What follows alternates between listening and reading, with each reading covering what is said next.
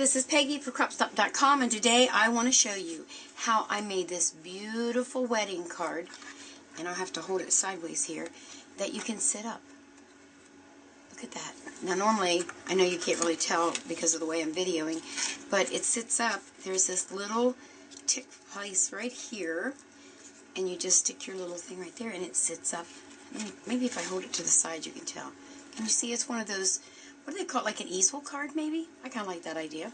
Anyway, I got a brand new die from CropStop that's made by Sizzix. Let me bring it here and show it to you.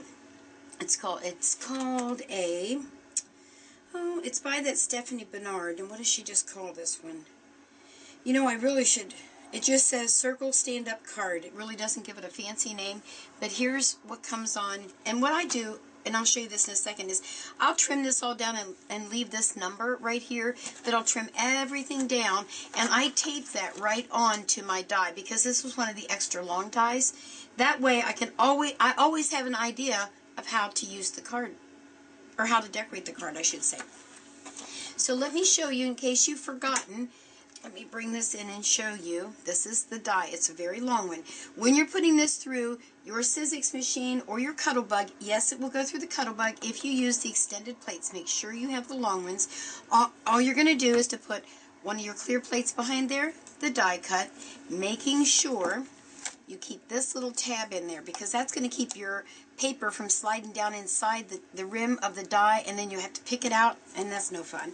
Then you're going to put your paper and then another acrylic plate on top and run that through your machine. What you get, let me get a better hand, is that. Let me lay this down and show you. This is what comes out, and there are already crease marks for you to be able to fold. There's that one. Move this out of the way. And I used, this is an old piece of cardstock. It's a double-sided printed one, and it was from SEI. I really don't know where you could get it now, because I've had it for a very, very long time. So there's my little tick marks, and there's my other little fold mark right there. Did I do that right? I want it to go this way. With having the double-sided paper, you can pretty much then pick which side you want to show. Let me find my little place there. On my first card, I bent it up a little bit too much, so I don't want to do that this time. And there will be your easel card. And then you can decorate it however you like. Let me show you how I decorated mine, just to give you some ideas. Excuse me. What I did first is I took one of the doilies and I cut it a little bit more than half off the back of here, because I wanted to put it on the back. After I did that, I went ahead and I cut another piece of cardstock and I covered the back of that just so it would look finished. It's not necessary, but the other thing, it made this nice and sturdy, so I kind of liked that. Then I took a circle punch and I cut out this circle, again using, this was a big 12 by 12 piece of paper, and then I used my Sizzix dies that Sizzix has out there, and I cut the big heart out of there. And then I went and I got the little one, and I found some coordinating paper, and I cut the little heart in the center. And then I found other places on the leftovers to get these two little hearts here. And then, again, with that coordinating paper, which I felt like it was coordinating, it kind of was an accenting thing, I dug up one of my very old Martha Stewart border punches. Honestly, I think I've only used it twice since I had it, and I almost sold it because I thought, gosh, I never use it. Now, am I ever happy that I didn't? There are a lot, we have a lot of different border punches available, so don't feel like you can only use this one, obviously. Go and see what all we have and pick one, because this may be retired for all I know. So I put that along the bottom on the inside, and there you can see where I covered my circle, and it matches the paper then. The one thing I hated about the paper, the more I bent it, the more I got that ugly thing here.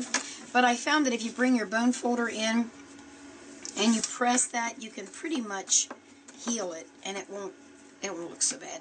What I could do is to take maybe a piece of silver washi tape and put along there. I don't know that I will. I'm going to have to do something because I don't like that little crack there. But nonetheless, then I went ahead, again using the Sizzix heart dies over here, and I cut up a couple more hearts. I found an old stamp that said wedding wishes. I've got a young couple that's getting married in September, so I'm going to put this card in the file and I'll use it.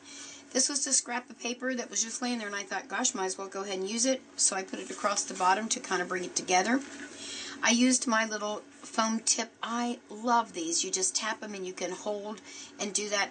Years back I used to buy those big sponges and cut them in hunks, but oh my gosh, these are so much nicer. So you can get these. Then again, I used my Couture Creations gemstones, and I just put them randomly in here. I went ahead and put one on this little tab just because I thought it might make it sturdier. I don't know if that really is true or not, but I did anyway. And then I just positioned some different, just to give it a little bling on the front of my card. And then, of course, I pulled out some scraps of ribbon and just tied a knot with the pink one, and then tied a bow with the little white one. And I may have to fiddle with that a little more, just because I don't really want it to cover. That looks better, like that. So that kind of shows you kind of what the easel card will look like. It's really hard to do it when I film this direction, isn't it? But that's the front of it, and again, it is an easel card. So that's what it looks like from the side. And then, of course, from the back, when I have the card closed, excuse me, there's that circle. And I believe that that circle is, I want to say it's a 3.5 or a 3 1/4 inch circle. I just can't remember what that, I think it's about 3.5, so that covered the whole back. And this is going to be your 5x5 card. And of course you can get envelopes to fit like that, or you can make your own. Alrighty, well that's just about everything I can show you with the new die cut that I got from CropStop. And so you make sure to stop over there and tell them Peggy sent you. Bye.